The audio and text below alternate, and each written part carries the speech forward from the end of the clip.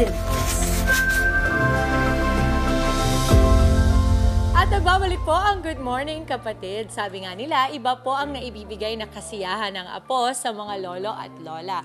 Kaya para sa kanila, every apo is truly a blessing. At ito nga po ang kwento ng ating letter sender ngayong umaga. Ang sabi, Dear Dimples, magandang umaga sa inyong lahat. Ako po si Carmelo Katangay Javier, 55 years old, isang bakery and convenience store owner, husband, and father.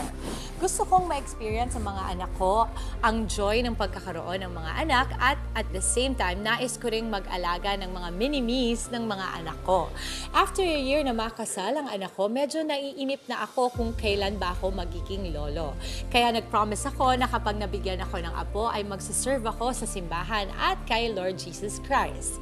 At natupad naman ang matagal ko nang ipinagdarasal dahil hindi lang isa, kung hindi dalawang apo ang ipinagkaloob sa amin ni Lord. Lubos na nagpapasalamat, Papa Mel.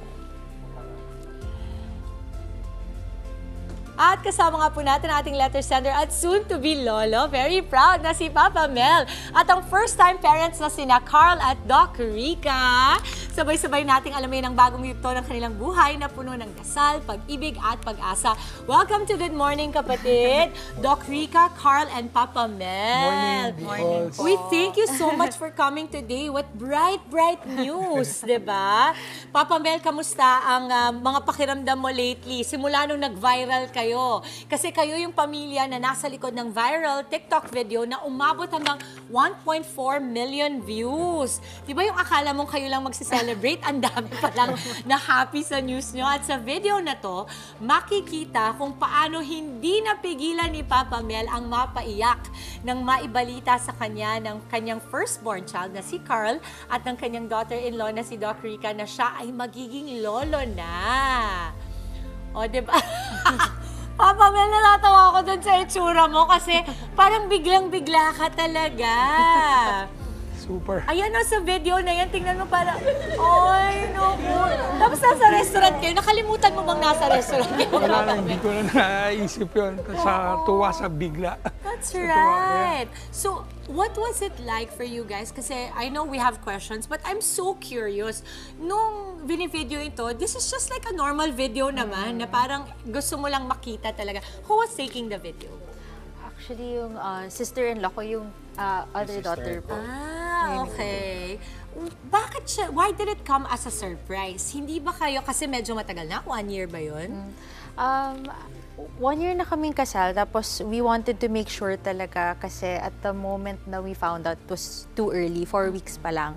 So we wanted muna to get the ultrasounds and everything bago namin siya i-surprise, ma-confirm muna. That's right. And nagkataon na nung time na yun, it was my birthday and my mother-in-law's birthday. Pero Ay, sabay kayo ng birthday. Cute ah. You marry your mom talaga. Di ba sabi nila gano'n? Yung parang, usually na guys, kasi my husband, ang birthday namin ni mommy, 1 week lang aagwat. Oh. Tapos nung imbes na kami yung nakakuha ng gift, siya yung binigyan namin ng gift, which is yung right. ultrasound. Super cute. At saka yung cap. Kasi may merch agad yung pagiging lolo niya, di ba? So, ikaw, Papa Mel, ano yung naramdaman mo nung time na yon? Parang hindi mo talaga inakala. Wala ka talaga, you didn't see it coming. Yeah, hindi. Kala ko nga nagbibiro, kasi nagulat ako talaga eh.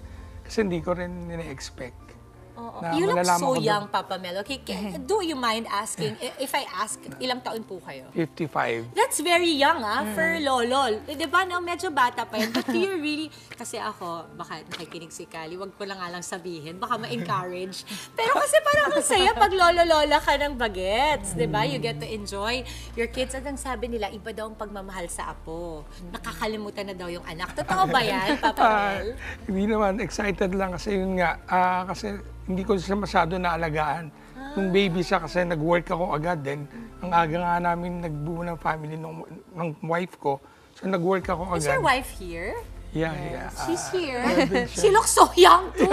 Grabe! Mama, you're a lola already. You're gorgeous for a lola. You're like our Mama Chiki. Mama Chiki is also a lola. Uso na ata ngayon talaga yung mga lolo-lola, mga bagets. She's beautiful. I'm so excited for you guys. So, Doc Rica, next month is you're due already. Yes. You look fantastic. This is your first Thank you. baby? First baby. Alam mo, hindi na ako naniniwala talaga. May magic sa pamilya nyo, ha? Kasi wala akong manas na nakikita sa'yo, Doc Rica. Well, actually, nagmamanas naman pa minsan. Yan na yun. Normal ko yan everyday. Hindi pa ako buntis, ha? Oo. Pero how do you feel? Naging may dali ba para sa'yo yung pagbubuntis na ito? Ilang months ba nung ni-reveal nyo kay na Papa Mel? Ano pa lang yun? Parang 7 weeks. 7 weeks pa 7 lang? weeks pa lang Okay, nun. alright. Tapos, medyo naging difficult yung pregnancy ko kasi parang sakto nung January when I found out na pregnant ako, kasabay na nalaman ko nakapasok ako sa dream program ko na surgical field din. And then, tinry ko pagsabayin, ganun. And because of that, parang from the moment na nalaman namin until now, naka-4 na hospital admissions na ako kasi hindi na kinakaya pala ng katawan ko. Iba pala pag buntis ka. Oh, yeah. Iba talaga yung katawan mo. Kaya yung pinipilit ko na mag-work at saka mag-training, hindi talaga kinaya. Well, I would say pregnancy would really reveal different dimensions of and aspects of your body, of yourself. Yung akala mo kilalang-kilala mo na yung sarili mo, hindi pa pala. Di ba ganun yung feeling nun na, may kahinaan pala akong ganun, may lakas pala akong ganun. So ito naman, Carl, sa'yo ba may pressure? Kasi are you the kuya? Yes, ako po yung So you're the eldest. firstborn? Yes. Actually, both sides, sa mom and dad ko, ako yung first apo. So, lucky kasi maaga nagsimula si mom and dad. You were young too. Yeah. 22 years old si dad and then si mom, 19 years old. nung Don't nag-start worry. ng I get it, family. Mama. I get it. I see my future now. Oo. Kasi I was also 19 and now we have not 19 children. We have 3 children. Pero 22 years na rin kaming kasal ng asawa ko. So far, di pa po nauntog. Oo. So, Carl, ikaw, because you're the first apo for both and firstborn and you saw your family, they started young and that's not an easy feat, okay? I will say it's not very easy to keep a marriage, a family, when you start it young. Because nag-iiba ang direction yung mag-asawa, but to keep it still and have a thriving family is a big milestone. It's a dream, in fact, no? No amount of success could ever parang pumantay dyan, no amount of success. So sa'yo, Carl, pressure ba yon na parang, oh my God, kailangan magkaanak ako? Nagkaroon ka ba ng thinking na gano'n nung wala pa yung baby? Oo, sobrang pressure ni dad kahit Naku, Papa Mel, ikaw pala. Ang daming pressure. kahit nung single pa ako, hinahanapan na din ako ng girlfriend. Ganon ka-pressure si dad. Siguro natatagalan siya kasi yung mga bata ngayon, they don't want to marry That's early. yeah. Paano Correct, klaseng correct. pressure, Papa Mel, para may matutunan tayo sa'yo? Kinakamusta ko lang, tapos binibigyan Wala pa ko- ba? Wala Oo, pa ba? ganyan. Meron sa before, tapos ngayon yung nakilala niya si Doc Rica, sabi, ito na nga. Yun nga. So parang sobrang happy mo talaga. Yeah. Na-imagine mo na ba kung saan mo dadali ng mga bakasyon? Kasi ganun yun di ba? Oo. Parang, what excites you most, Papa Mel? Because I know the feeling of really working early in life and having your family early. And in truth, no, after 22 years, ngayon ko lang na-enjoy yung mga anak ko. In truth, totoo yun. Sad but true, but also very happy because then medyo nakaluwag-luwag ka na sa buhay, no, Papa Mel? Ito, ano yung makikita mo, I guess sa akin? Parang ano yung makikita mong pinaka-crowning glory ng life nyo ngayon? Having the baby coming, having a doctor for a daughter-in-law. Such a good life for your family. Anong sikreto palagay mo, Papa? Ano lang siguro yung dasal lagi. Kasi ako talagang laging pinagdadasal yung family, yung mga bata every night, saka pagising sa umaga, na ito, maging ganito kami, future namin ng wife ko, pati sa sister niya. So yun nga, nakakatuwa, talagang blessed kami, blessed ako, yung feeling ko talaga, nung nalaman ko yun sa kanya, tapos after 2 months, nalaman ko din yung sister niya, magkakababy na rin, sobrang tuwan-tuwa. Kaya yun nga, nabanggit ko dun sa na magsiserve na ako sa church. Talagang giving Dati back. ba hindi ka nagsiserve, Papa Mel? Hindi. Yung nalaman ko, si Carl na buntis, bumalik kami ng wife ko sa Couples for Christ. Yes, my papa and my mama used to be with Couples for Christ. Bumalik kami nung February. Tapos yung March, nalaman ko, si Kiara din, yung youngest namin, buntis, magkakababy na rin, 2 months lang. Sabi ko, mag-serve talaga ako. So, nagpaano ako sa mami ko, tapos nakarating sa church. So, na-invite ako mag-lay minister. Where do you serve? In Don Bosco? Yeah, Don Bosco, The Jubilee Mariel. Church, no? Yes, That's where yes, we got yes. married. Yeah. Doon din kami. I'm so inspired. Oh, wow! Yeah. That's amazing. I'm so inspired by your family. It's really, alam mo, may mga panahon talaga. Sometimes you think it is a blessing it's a blessing for you to be on the show and share your story. Kasi when you share story, family stories like your story, nai-inspire ang mga tao na kahit na marami kasing mga nag-aasawa ng maaga, minsan nawawalan sila ng pag-asa kasi inisip nila mahirap ang buhay. Pero alam mo, ang kahirapan sa buhay ay kinakaya yan basta may pananampalataya ka. Because I also know na may mga pagkakataong di mo na talaga yung kakayanin na kayong dalawa lang mag-asawa. Diba, Papa Mel? Do you agree with that? Kasi Yes. where is the gratitude and the faith coming from? It has to come from somewhere. When you were younger, gano'n doon ba yung pamilya mo? Saan nanggagaling yun? Yeah, my mom and dad, saradong katoliko talaga siya, Roman Catholic. Everyday nagsisimba. Mami ko nagsiserve din sa church. Halos lahat yata ng organisasyon, member siya doon. So, lumaki kami na talagang malapit sa Diyos. I believe na ang faith kasi at pananampalataya, it is one thing to be there, but it is also one thing to apply it on your family, no? May mga tao kasing maaaring nagsiserve pero hindi nagagawa sa pamilya nila. But ang sabi nga ni Lord, diba, the best fellowship and really the best unit for you to practice your faith, ang iyong, kumbaga, parang templo, ay hindi lang ang iyong katawan, kundi ang iyong pamilya din.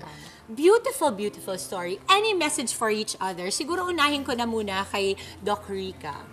Ako super thankful ako that I'm super blessed also. Matagal ko nang pinipray na because I came from a broken family and then I never grew up experiencing yung love of a father. So parang thank you so much, Dad. Sobra for loving me and accepting us together. And ayun, may guidance kami and sobrang naging mas naging mapalapit pa kay Lord yung relationship naming dalawa ng husband ko. Beautiful. You're so blessed, Carl. Any message for your Papa Mel and your Mama as well? What's the name of your mother? Beck. Victoria. Beck. Victoria. Beautiful. Oo. Any message for them and for your wife and baby? Actually, sobrang thankful kami kay Mom and Dad na yung support na binibigay nila sa amin. And pag lumabas na si baby, gusto namin kung paano yung support na binibigay sa amin ng parents namin, mabigay namin sa baby namin. And then yung faith, yung strong, gusto namin na impart ng mom at dad, yung lola at lolo ko sa kanila. Gusto ko ako din ma-impart ko yung pagtakot sa Diyos and then yung respect sa elders sa baby namin. Ang ganda. You have blessed me so much today. I'm so inspired. Papa Mel, any message? Because I know that you serve in the church now. Yeah. Siguro yung mensahe na lang sa pamilya mo, but also mensahe sa lahat ng mga nanonood ngayon who might be going through a rougher time compared to your family. Okay. Thank you pala din sa kanila. Thank you sa wife ko din. Siguro lagi lang magdasal, mananalig sa Diyos, kausapin lagi yung pamilya, yung misis mo, yung mga bata, kung kamusta yung araw nila. Para yun, pag-interaction, nakakatulong din sa bawat pamilya. At yun lang, laban lang, dasal lang. Kasi alam mo, maraming pinagdadaanan ang bawat Pilipino, bawat pamilya. Yun lang talagang dasal, pananalig sa Diyos. Napakaganda po ng kwento ng inyong pamilya. Sana ay magyabong pang pamilya ninyo in all of its generations. I really pray a lot of blessings coming through the gates of your family. Thank you for blessing us with your presence. Thank you, Africa. Safe delivery. And I hope that when the baby comes out, pag mabisita kayo, pakita nyo dito. Of course. Kasi sarado na yung tindahan ko eh. Gusto ko nakakita ng bata. Thank you, Doc Rica, Carl, and Papa Mel, and Mama Beck. Thank you for being here today. What a blessing. Lahat ng mga nanonood natin, mga kapatid ngayon, I'm sure, super na-bless po ng kwento ninyo. Thank you for sharing your faith and your blessing of family to us. Mga kapatid, Dimples Romana po, maging maalam at may pakialam sa mga napapanahong issue at headlines. Mag-follow na po at subscribe na sa social media pages ng News 5.